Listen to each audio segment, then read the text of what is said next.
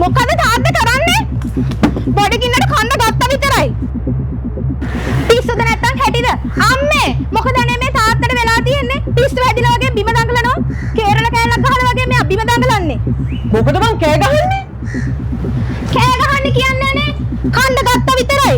එක කෑල්ලක්වත් කඩේට දාගන්න කලින් හෙල ගැහුවා වගේ ඇවිල්ලා ගැහුවා. මොකෙක් වැහිලාද මන් දන්නේ. තෝ හදන්න තොපේ අම්මෝගේ දිගට හට පදන්නද බල. මොකද යකෝ ඒ කතාවේ තේරුම? මොකද්ද? මං හොඳ වෙලාවට ආවේ. හොඳ වෙලාව නෙමෙයි ඒක මගේ නරකම වෙලාව. කණ්ඩ අතට ගත්තද? මොන මගුලක්ද යකෝ කෙරුවේ? තව පොඩ්ඩක් මගුලක් නැතුම දරුවෝ නලවන්නයි වෙන්නේ. කොහමද ඒ මගුල? කියන මගුලක් තේරෙන්න කියනවා. මේ කතාව අහලා මෙවුවා දකින්නකොට මට හිතා ගන්න බැරුව ගියාම මොකද්ද කරන්න කියලා. මොකද ඒ කතාව?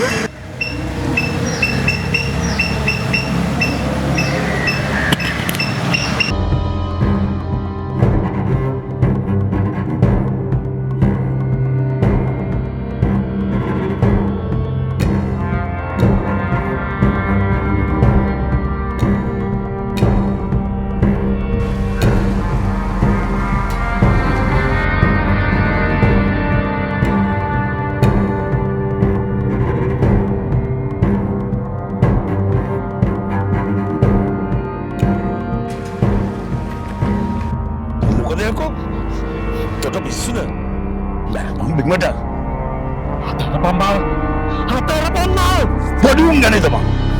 Bebas.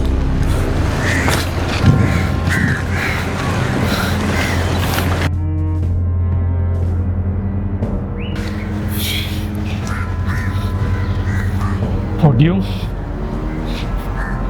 ini teman mada ජීවිතේ එපා වුනේ. ඉන්න තමයි මට මේ තීරණයක් ගන්න සිද්ධ වුනේ. හරි. මොකද්ද උනේ කියපන්කෝ. ඒ කාලේ මිනිස්සු කට කහනවට කිව්වේ නෑනේ ඔය වගේ කතා. තුන්දෙනෙක් කිද්දි තව දෙන්නෙක් එකපාරට. ඒක උඹගේ වරද. උඹට ඒක හිතන්න තිබුණා. මං ඒකට කොච්චරවත් කිව්වා. කන්න එපා කියලා. කොහොම මේක ඇහුවේ නෑනේ.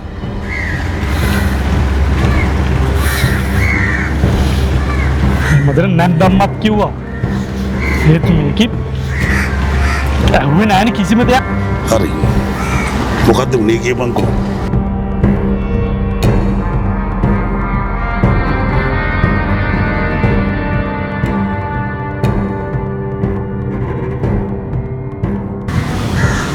අපේ පවුලත් මට ওই කතාව කිව්වා.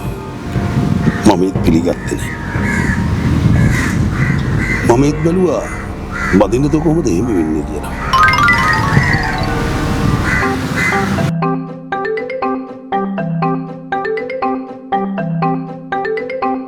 ඒක කෑවේ දෙකක් කැලිච්ච එක. ඒක කණ්ඩ හැදුවේ තුනක් කැලිච්ච එක. එහෙම කෑවා කියලා නිමුණු ළමයි හම්බ වෙන්නේ නෑ බං.